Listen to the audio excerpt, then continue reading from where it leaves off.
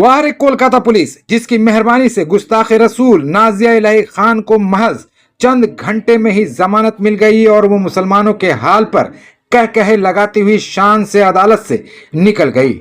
हजरत मोहम्मद सल्लल्लाहु अलैहि वसल्लम की शान में गुस्ताखी करने के जुर्म में आज गार्डन थाने की पुलिस ने बीजेपी नेत्री नाजिया इलाही खान को गिरफ्तार किया था। गिरफ्तारी के बाद नाजिया को अलीपुर कोर्ट में पेश किया गया, लेकिन पुलिस ने इतनी कमजोर रिपोर्ट अदालत में पेश की कि जज ने फौरन गुस्ताखे रसूल को जमानत दे दी। गिरफ्तारी के बाद महज चंद घंटे में नाजिया को जमानत मिलने की पूरी जिम्मेदार गार्डन थाने की पुलिस और टीएमसी प्रशासन है। टीएमसी प्रशासन की रजामंदी से गार्डन थाने की पुलिस ने मुसलमानों के जज्बात को ठेंगा दिखाते हुए नाजिया के हक में एक ऐसी रिपोर्ट बनाई जिसकी बुनियाद पर उसे झट से जमानत मिल गई। यही मामला अगर टीएमसी के किसी नेता का होता तो पुलिस उसे जेल भेजने के लिए एड़ी चोटी का जोर लगा देती। टीएमसी के लोग भी धरना प्रदर्शन करने लगते, लेकिन हुजूर सल्लल्लाहु अलैहि वसल्लम की शान में गुस्ताखी जैसा अजीम जुर्म किए जाने के बावजूद टीएमसी का कोई नेता ना तो सामने आया और ना ही किसी मुस्लिम टीएमसी नेता ने नाजिया के खिलाफ कोई बयान दिया। नाजिया को जमानत मिलने से मुसलमानों में मायूसी की लहर दौड़ गई है, लेकिन नाजिया के खिलाफ लड़ रहे चंद गिने चुने मुसलमानों ने उम्मीद का दामन अभी नहीं छोड़ा है। देखिए, कहीं ना कहीं जुडिशरी पे भरोसा है, लेकिन जिस भरोसे के तहत आज लंबी सुनवाई दोनों पक्षों के तहत और जो प्रोसिक्यूशन है उन्होंने भी बहुत ऑब्जेक्शन दिया था। हम लोग डिफेक्टो कंप्लेंट की तरफ से खड़े थे। जो हमारी मुवक्किला है नूर महविश वो यहाँ मौजूद है और बहुत लंबे अंतराल के बाद 5 घंटे के बाद ये ऑर्डर पास हुआ कि उन्हें अंतरिम जमानत दी गई है 20,000 की सिक्योरिटी पे।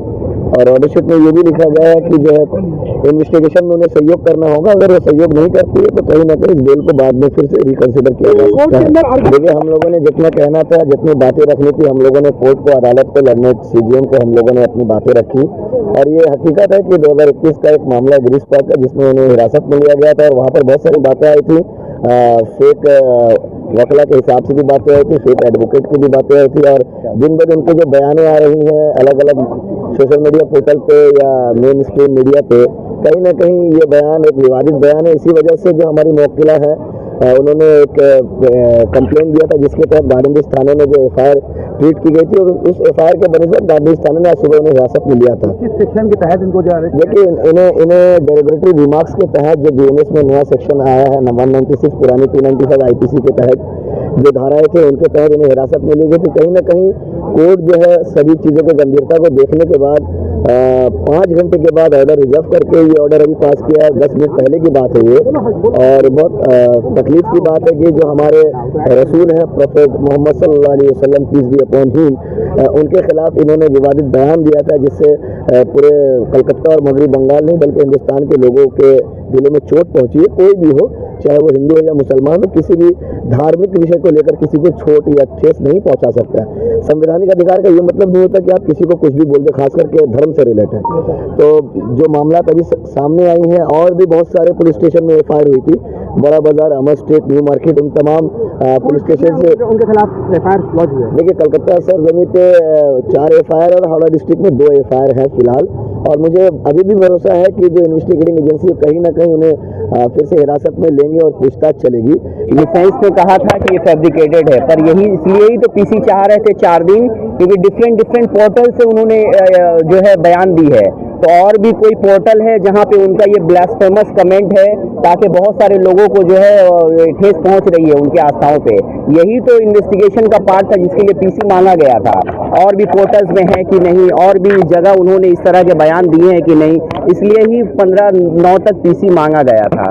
पर अब यही हम लोगों को अफसोस है कि इस तरह का एक ऑर्डर आया है, पर हम लोग अभी भी जुडिशियल सिस्टम में बिलीव करते हैं। इंटरिम बेल दिया गया है 20,000 बेल बॉन्ड पे 10,000 श्योरिटी ईच, और हम लोग इंटरिम बेल जो है इसको हम लोग रिजेक्ट करने के लिए पुरजोर कोशिश करेंगे आने वाले दिनों में। इससे पहले आज सवेरे जब पुलिस ने नाजिया को गिरफ्तार किया तो यह खबर जंगल की आग की तरह पूरे कोलकाता में फैल गई थी। खबर सुनकर कोलकाता के मुख्तलिफ मुस्लिम इलाकों से बड़ी तादाद में मुसलमान मर्द और औरत अलीपुर कोर्ट पहुंच गए थे। गार्डन थाने की पुलिस जैसे ही नाजिया को लेकर अलीपुर कोर्ट पुलिस लॉकअप के पास पहुंची वहां मौजूद मुसलमान नाजिया के खिलाफ नारे लगाने लगे थे। उन्होंने जहां एक तरफ नाजिया की गिरफ्तारी का इस्तकबाल किया, वहीं दूसरी तरफ पुलिस प्रशासन से मांग की कि इस्लाम और हजरत मोहम्मद सल्लल्लाहु अलैहि वसल्लम के खिलाफ अक्सर गुस्ताखाना बयानबाजी करने वाली नाजिया इलाही खान के खिलाफ कड़ी से कड़ी कार्रवाई की जाए। आपको बता दें कि चंद दिनों पहले एक टीवी चैनल के डिबेट में नाजिया इलाही खान ने हजरत मोहम्मद सल्लल्लाहु अलैहि वसल्लम की शान में गुस्ताखी की थी, जिससे मुसलमान भड़क उठे थे। गुस्साए मुसलमानों ने नाजिया की इस नाजिश हरकत के खिलाफ कोलकाता के कई थानों में FIR दर्ज करवाया था। उसी की बुनियाद पर आज गार्डन रिच थाने की पुलिस ने उसे गिरफ्तार किया था, लेकिन उसे जमानत मिल गई। उस टीवी डिबेट में शामिल रही सोशल एक्टिविस्ट सोफिया खान ने कहा कि नाजिया अपने निजी फायदे के लिए अक्सर इस्लाम और मुसलमानों के खिलाफ वाहियात बयानबाजी करती रही है, लेकिन इस बार उसने तमाम हदों को पार कर पैगंबर इस्लाम की शान में गुस्ताखी की है, जिसे हम मुसलमान कतई बर्दाश्त नहीं करेंगे। हमारी प्रशासन से गुजारिश है कि वो नाजिया के खिलाफ ऐसी कड़ी कार्रवाई करे कि वो आइंदा इस तरह की हरकत ना करे। सोशल एक्टिविस्ट आफ्ताब आलम ने भी नाजिया के खिलाफ कड़ी कार्रवाई करने की मांग की और कहा कि वो बंगाल में दंगा करवाना चाहती है, यहाँ अशांति करवाना चाहती है, जिसे हम लोग कभी भी होने नहीं देंगे। गिरा से गिरा मुसलमान क्यों ना हो, लेकिन कोई भी हमारे नबी पाक, हमारे हुजूर, हमारे प्रॉफिट सल्लल्लाहु अलैहि वसल्लम के गुस्ताखी में कोई भी इंसान नहीं सुनेगा। उसमें से भी मैं भी एक मुसलमान हूँ, मैं भी नहीं सुनूंगी, कोई मुसलमान नहीं सुनेगा, जितने भी लोग हैं कोई नहीं सुनेगा। ये जो है ये इनकी पहली बार की हरकत नहीं है, कई बार कर चुकी हैं इस्लाम के खिलाफ, उलमा के खिलाफ। तो आप एडमिनिस्ट्रेशन से या पुलिस से कोई ऐसे डिमांड करेंगी, या आप एक रूलिंग पार्टी से बिलोंग करती हैं, आप मुतालबा करेंगी, प्रेशर डालेंगी कि इनके खिलाफ में ऐसी कार्रवाई की जाए कि फ्यूचर में दोबारा ऐसा कुछ ना हो, जिससे कि बिल्कुल देखिए, बिल्कुल ये करने का तो रीज़न ये है, ये अपने पर्सनल वीडियोस पहले बना के वायरल करवाती थी, लेकिन अब ये नेशनल मीडिया पर बैठकर आर्जिकर मैटर और औरतों के खिलाफ कैसे रेप बंद हो, इसको छोड़कर ये मुसलमानों को बैठकर टारगेट कर रही हैं, जलील कर रही हैं, बदनाम कर रही हैं। तो इसके लिए मैं ज़रूर अपील करूँगी एडमिनिस्ट्रेशन से और कि आप लोग सख्त से सख्त इसकी जो है कार्रवाई कीजिए। हो सकता है 2-4 दिन में इनको बेल मिल जाए या क्या हो, आई डोंट नो, लेकिन मैं नहीं चाहूँगी कि ऐसे लोगों को एनकरेजमेंट मिले और ये फिर से इस तरीके के लोग मुसलमानों के खिलाफ, ऑलरेडी देखिए पूरे देश में मुसलमानों को बदनाम करने की साजिश जो है वो 2014 से भाजपा कर रही है। उसमें से ये मुसलमान का एक, एक्चुअली ये मुसलमान है, हिंदू है, मुझे नहीं पता, लेकिन नाम इनका चूंकि खान है तो लोग जो है बड़े चाव से RSS वाले देखते हैं और इस चीज़ को वायरल करते हैं कि भाई एक मुसलमान ही मुसलमान को गाली दे रही है। तो ये एक मोहरा है, हो सकता है भाजपा की मोहरा है, तो ये हम लोग होने नहीं देंगे। इस चीज़ को हम ज़रूर रोकेंगे और हम अपील करेंगे, हम प्रधानमंत्री से भी अपील करेंगे कि वो सबके प्रधानमंत्री हैं, नरेंद्र मोदी जी, उनको भी इस चीज़ों को बढ़ावा नहीं देना चाहिए, क्योंकि ये देश सबका है। ये देश जो है वो हिंदू का भी है, मुसलमान का भी, हर एक कौम का है। तो किसी एक कौम के लिए, किसी एक संप्रदाय के लिए इस तरीके की नफरत उगलना बिल्कुल सही नहीं है, जस्टिफाइड नहीं है। तो she should be behind the bars. Nazia Ilahi Khan की जो गिरफ्तारी हुई है आज कलकत्ता के तमाम मुख्तलिफ थानों पे, उसके मुखालफत में जो उन्होंने बयान दिया था, हुजूर सल्लल्लाहु अलैहि वसल्लम के मुखालफत में शान में गुस्ताखी की थी, उसी पे हम लोग पूरे तमाम इलाके के हर थाने पे उसके नाम पे हम लोग कंप्लेन देने के बाद आज वो अरेस्ट होकर यहाँ कोर्ट पे आई, अलीपुर कोर्ट पे। हम लोग देखते हैं, हम लोग को कोर्ट का रास्ता है, कोर्ट पे हम लोग को उम्मीद है कि कोर्ट क्या फैसला लेता है। मगर एक इंसान के नाते और इस्लाम मजहब से ताल्लुक़ रखने के नाते से ये कहना चाहते हैं कि आज जिस तरह से वो हुजूर सल्लल्लाहु अलैहि वसल्लम की शान में गुस्ताखी की है, हम लोग तो कतई बर्दाश्त नहीं करेंगे। और ये लड़की आज पहला ये कांड नहीं कर रही है, बंगाल की सरजमी पे हमेशा कोई ना कोई ऐसा हादसा, कोई ना कोई कांड करती रहती है, जबकि बंगाल का मुआशरा को बिगाड़ने की कोशिश की जा रही है। तो हम लोग बंगाल के जो अमन फिजा है, इस अमन फिजा में हम ऐसे जहरीले औरत को हम लोग बंगाल की सरजमी पर रहने नहीं देंगे।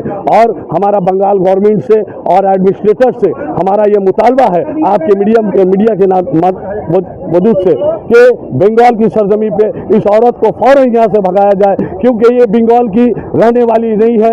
ये गुज़श्ता 15-20 साल से बंगाल में आकर रह रही है और बड़े बड़े लीडरों से ये अपना रास्ता कायम करती है और लोगों को डराया करती है। एक नंबर चीटिंगबाज औरत है। मैं उस तरफ जाना नहीं चाहता, वो कानून का मामला है, मगर जहाँ पर मजहब इस्लाम का मामला आएगा, जहाँ पर मजहब इस्लाम का मामला है, जहाँ पर हिंदू बंगाल की सरजमी का मामला है, बंगाल के अमन फिजा का मामला है, हम उसको कतई बर्दाश्त नहीं करेंगे। वो शिर्क याद आ रहा है कि जान मांगो तो जान दे दे, माल मांगो तो माल दे दे, पर वो नहीं होगा कि हम नबी का जालो जलाल दे दे। ऐसे औरत को हम लड़ते रहेंगे, कोर्ट के फैसले का इंतजार कर रहे हैं, कोर्ट क्या फैसला देती है, फिर उसके बाद अगर देखेंगे कि अगर ये औरत बंगाल की सरजमी पर रह रही है तो हम रास्ते पे उतरेंगे और एडमिनिस्ट्रेटर से मुतालबा करेंगे कि बंगाल की सरजमी पे ऐसे जहरीले नागिन को हम कभी रहने नहीं देंगे। वो बंगाल जो काजी नजरुल इस्लाम का बंगाल है, नेताजी सुभाष चंद्र बोस का बंगाल है, और इस बंगाल की अमन फिजा को हम कभी बिगाड़ने नहीं देंगे। यही आपके मीडिया के माध्यम से हम आपका शुक्रिया अदा करते हैं। खुदा हाफिज।